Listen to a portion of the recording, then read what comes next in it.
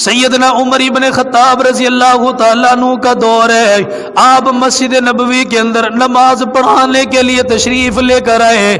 آج آسمان کے اوپر سے بارش برس رہی ہے، زمین کے اوپر قطرے برس رہے۔ حضرت عمر رضی اللہ تعالیٰ عنہ مسجد کے اندر تشریف لے کر آئے۔ آپ نے دیکھا مسجد کے اندر پرنالہ لگا ہوا ہے، ایک صحابی رسول کا گھر ہے، ان کے گھر کے اندر سے وہ پانی رستے رستے مسجد کے اندر آ گیا، اس کے چھینٹے زمین کے اوپر گرنے لگ گئے، آنے والے نمازیوں کے کپڑے خراب ہونے لگ گئے۔ حضرت عمر رضی اللہ تعالی عنہ نے دیکھ لیا نمازیوں کو پریشانی بن رہی ہے، آنے جانے والے لوگوں کو پریشانیوں کا سامنا کرنا پڑ رہا ہے، تکلیفوں کا سامنا کرنا پڑ رہا ہے۔ حضرت عمر نے اپنے ہاتھ کے ساتھ پرنالہ اکھاڑا اور دوسری جگہ پر جا کر نصب کر دیا۔ ارادہ کیا تھا؟ کسی کو تکلیف نہ پہنچے، ارادہ یہ تھا کسی کو کوئی تکلیف نہ آئے، ارادہ یہ تھا کسی نمازی کے کپڑے پانی سے خراب نہ ہو، ارادہ یہ تھا کہ بارش کا پانی مسجد کے اندر نہ آئے جس سے نماز پڑھنا ہمارے لیے دشوار ہو گیا۔ حضرت عمر نے وہ پانی پرنالہ لیا اور اکھاڑ کر دوسری جگہ پر لگا دیا۔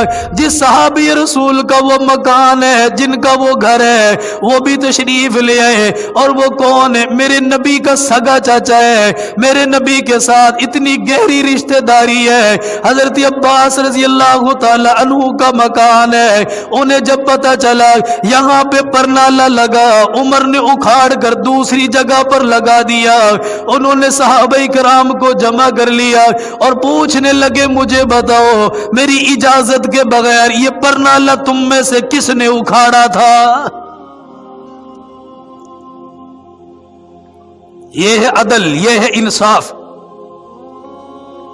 22 لاکھ مربع میل کا حکمران ہے وہ کسی کا پرنالہ اکھاڑ کر دوسری جگہ لگاتا ہے، اس کی وجہ کہ پانی گر رہا ہے اور نمازیوں کے کپڑے خراب ہو رہے ہیں، آنے جانے والے لوگوں کو دشواری اور پریشانی کا سامنا ہے۔ اب مکان کس کا ہے؟ وہ میرے نبی کا سگا چاچا ہے، حضرت عباس رضی اللہ تعالیٰ ان کا مکان ہے۔ انہوں نے جب آ کر دیکھا، کہا جی میری مرضی کے بغیر، مجھ سے پوچھے بغیر میرے گھر کا پرنالہ اکھاڑ کر دوسری جگہ پہ نصب کرنے والا کون ہے؟ میرا گھر ہے، میں مالک ہوں، میں اپنی مرضی کے ساتھ جیسے چاہوں کروں۔ صحابہ نے بتایا کہ کسی اور نے نہیں، حضرت عمر نے کیا ہے،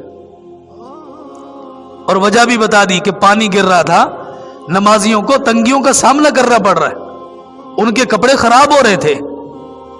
کہ جو بھی معاملہ ہے مجھ سے پوچھنا تو چاہیے نا، میری مرضی کے بغیر میرے گھر کا پرنالہ اکھاڑ کر دوسری جگہ لگا دیا۔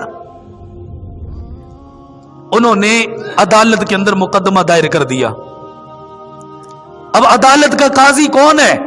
حضرت ابی بن کعب رضی اللہ تعالیٰ عنہ، جن کے بارے میں اللہ فرما رہا ہے میرے نبی اس سے کہے قرآن پڑھ کے سنا۔ وہ قرآن پڑھتا تھا، بڑے مزے کے اندر پڑھتا تھا۔ عدالت اس کی ہے، اور حضرت عمر رضی اللہ تعالیٰ عنہ بادشاہ ہے ریاست کا، 22 لاکھ مربع میل پر اسلام کا پرچم بلند کرنے والا، آج وہ عدالت کے اندر آ رہا ہے، بادشاہ بن کر نہیں، ایک عام آدمی، ایک عام فرد بن کے آ رہا ہے، عدالت کے اندر لایا جا رہا ہے۔ سیدنا عمر ابن خطاب رضی اللہ تعالیٰ عنہ کو نوٹس جاری کر دیا، حضرت آپ تشریف لے کر آئے، آپ کے خلاف مقدمہ دائر کیا گیا۔ مقدمہ دائر کرنے والا کون ہے؟ میرے نبی کا سگا چچا ہے، حضرت عباس رضی اللہ تعالیٰ عنہ نے مقدمہ دائر کر دیا۔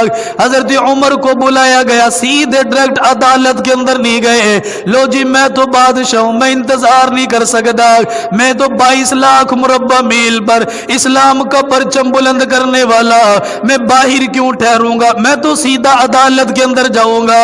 حضرت عمر نے ایسا معاملہ نہیں فرمایا، عدالت کے बाहर खड़े हो गए, घंटों तक इंतजार करते रह गए। इतनी देर के बाद आपकी बारी आई, आपको अंदर बुला लिया गया। फरमाया बैठने का नहीं कहा गया, सारे लोग आपके इस्तकबाल के लिए खड़े कोई ना हुए। अदालत के अंदर हजरत उमर तशरीफ ले आए, आपने बोलने का आगाज किया। आप बोलने लगे, मैं अपनी बात तो बताऊं, किस वजह से मुझे बुलाया गया।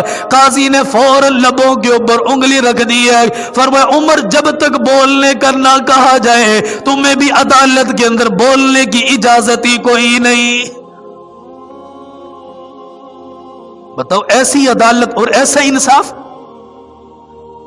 हजरत उमर कहते मैं बोलना चाहता हूं, लेकिन वो काजी उंगली रखता है लबों पर, खामोश हो जाओ, जब तुम्हें कहा जाए बोलने के लिए तो बोलना। कि उसे क्या शिकायत है तुमसे, वो तुम्हारे बारे में क्या कहता है। हजरत अब्बास रजी अल्लाह तआला अन्हु अदालत के अंदर आकर खड़े हो गए। उन्होंने अदालत को अपना बयान रिकॉर्ड करवाया, और वो अदालत के अंदर क्या कह रहे थे। सैयदना अब्बास रजी अल्लाह तआला अन्हु फरमाने लगे, काजी साहब, मेरा जाती मामला कोई नहीं, मकान मेरा, घर मेरा, जगह मेरी, जमीन मेरी है, ये मकान मैंने बनाया। जब इसे नस्ब करने की बारी आई है, फरमाया अगर कोई आम आदमी ये परनाला नस्ब करता परवाह कोई नहीं है। फरमाया जब मैं मदीने के अंदर आया, मेरे लिए रिहाइश की जगह कोई नहीं, मेरे पास ठिकाना कोई नहीं, मेरे पास छत कोई नहीं, कहां पे रहूंगा। अल्लाह के नबी ने जमीन के ऊपर छड़ी के साथ निशान लगा दिया और फरमाया मेरे चाचा, यहां पर अपना मकान बना लेना, यहां पर अपना घर बना लेना। फरमाया मस्जिद नबवी के साथ मेरे लिए निशान लगाया गया, मैंने उस जगह पर अपना घर बना लिया, उस जगह पर मैंने अपना मकान बनाया, मैंने अपनी मर्जी नहीं फरमाई है। फरमाया जब मकान तैयार हो गया, जब घर मुकम्मल तैयार हो गया, उसकी छत वगैरह डाल दी गई है, अल्लाह के नबी तशरीफ ले आए। फरमाया अब्बास मेरे चाचा तेरा मकान बन गया। मैंने कहा या रसूल अल्लाह, आपकी दुआओं की बदौलत मेरा मकान बनकर तैयार हो गया, अब मेरे घर वाले यहां पर रहेंगे, जिंदगी गुजारना उनके लिए आसान हो जाएगी।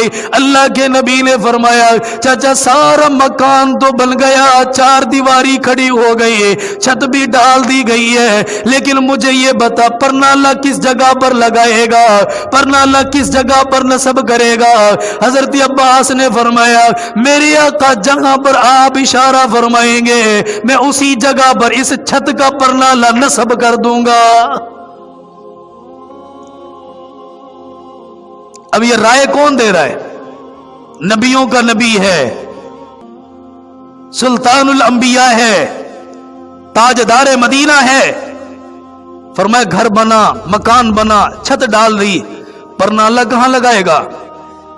या रसूलुल्लाह जिधर आप इशारा फरमा दे वहीं लगा दूंगा, क्योंकि जगह भी तो आपने इनायत फरमाई है ना।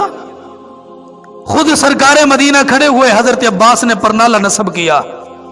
उन्होंने जब काजी अदालत को यह सारी बात सुनाई, जितने लोग अदालत के अंदर थे कोई नहीं था जिसकी आंखें खुशक हों, हर किसी की आंखें तर हो चुकी थी। वजह क्या थी? नबी का जमाना याद आ गया, मेरे महबूब का गुजरा हुआ वक्त याद आ गया। हजरत अब्बास रजी अल्लाह तआला अन्हु फरमाने लगे काजी साहब अगर मामूली बात होती दरगुजर कर देता, मैं कभी भी ये मुकदमा दायर ना करता, लेकिन आपको क्या पता ये परनाला नस्ब करने के लिए किसने बताया था, ये किसने परनाला नस्ब करने का हुक्म दिया था? ये मेरे नबी ने हुक्म दिया, मेरे नबी ने नस्ब फरमाया। हजरत अब्बास ने जब ये बातें कही रोने भी लग गए, रोते रोते हिचकियां बंद गई, आंखें तर हो गई। जितने लोग मस्जिद के अंदर थे सब के सब रोने लग गए। फरमाया आज नबी का जमाना याद आ गया, आज रसूलुल्लाह की यादें दिल के अंदर ताजा हो गई है, आज अल्लाह के नबी की याद सताने लग गई है। फरमाया पूरी अदालत के अंदर जितने लोग हैं सबकी आंखों के अंदर आंसू निकल रहे हैं। हजरत उमर भी थरथराने लग गए, कपकपाने लग गए, लबों से कुछ बोलना न गया, खामोश होकर खड़े रह गए। इतनी देर तक नजरें जमीन کی طرف جھکائی ہے اور روتے رہ گئے. فرمایا قاضی صاحب فیصلہ آپ سناؤ گے یا عمر اپنے لیے خود سزا تجویز کر لے؟ قاضی عدالت نے فرمایا عمر تم بتاؤ کیا کہنا چاہتے ہو؟ حضرت عمر نے فرمایا اگر مجھ سے غلطی ہوئی میں اپنی غلطی کو خود سدھاروں گا، اگر میں نے دل دکھایا میں ان لوگوں کو اکٹھا کروں گا. حضرت عمر نے فرمایا اللہ کے نبی کے چچا کو میرے ساتھ روانہ کر دیا جائے. ان کو روانہ کر دیا گیا. پورے مدینے کے اندر حضرت عمر چکر لگا رہے ہیں، پاؤں کے اندر جوتا تک پہننا گوارا نہیں فرمایا. کبھی اس گلی میں چلے گئے، کبھی اس گلی میں چلے گئے، کبھی اسے جا کر پیغام سنایا، کبھی اسے جا کر پیغام سنایا اور لوگوں کو بلا رہے ہیں لوگوں آؤ عمر کا انصاف دیکھو، عمر کا عدل دیکھو. عمر دنیا والوں کو بتانا چاہتا ہے. ساری دنیا اکٹھی ہو گئی ہے، شہر کے لوگ جمع ہو گئے. حضرت عمر نے فرمایا میں گارا بناؤں گا. آپ نے مٹی کو جمع فرمایا، اس کے اندر پانی بھی ڈال دیا گیا. جب وہ گارا بالکل تیار ہو گیا آپ لے کر آئے، حضرت عباس کو پکڑا دیا. فرمایا میرے محبوب کے چچا آپ زمین کے اوپر نہ کھڑے ہو، میں زمین کے اوپر بیٹھوں گا، نیچے جھک جاؤں گا، آپ میرے کندھوں کے اوپر چڑھ جانا، یہ پرنالہ خود اپنے ہاتھوں کے ساتھ نصب کرنا. حضرت عمر زمین کے اوپر بیٹھ گئے. حضرت عباس نے ان کے کندھوں کے اوپر اپنا قدم لگایا اور وہ پرنالہ نصب فرما دیا. فرمایا گارا گرا، مٹی گری، پانی گرا، گندا پانی اوپر گرتا رہا. یہ داڑھی مبارک کو گند لگ گیا، یہ داڑھی مبارک کو گارا لگ گیا. جتنے لوگ ہیں وہ دیکھ رہے ہیں اے اللہ تو نے کیسا بادشاہ عطا فرمایا، کیسا حکمران عطا فرمایا. آج عدل کرنے کے لیے یہاں تک آ گیا، انصاف کرنے کے لیے یہاں تک آ گیا. حضرت عمر زمین کے اوپر بیٹھے رہ گئے. حضرت عباس نے پرنالہ نصب فرما دیا. پرنالہ نصب کرنے کے بعد جب نیچے تشریف لے کر آئے ان کی بھی آنکھیں بہ رہی ہیں، وہ بھی رو رہے ہیں اور فرمانے لگے میرے نبی نے کیسی تربیت فرمائی ہے، تم لوگوں نے انصاف قائم کر کے دکھا دیا.